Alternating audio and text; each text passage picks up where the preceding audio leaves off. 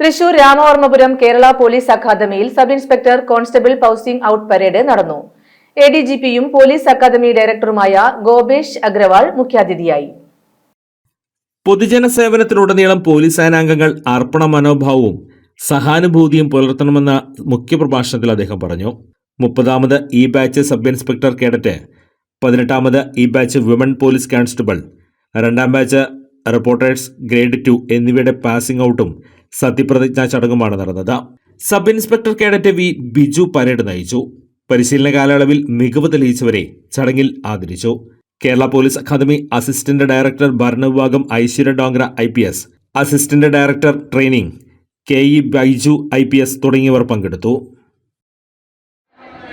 സത്യസന്ധമായും നിഷ്പക്ഷമായും ആത്മാർത്ഥമായും ജനസേവനം നടത്തുമെന്നും പക്ഷഭേദം, സ്വജനപ്രീതി, വിദ്വേഷം, പ്രതികാര ബുദ്ധി എന്നിവയ്ക്ക് അതീതമായി എന്റെ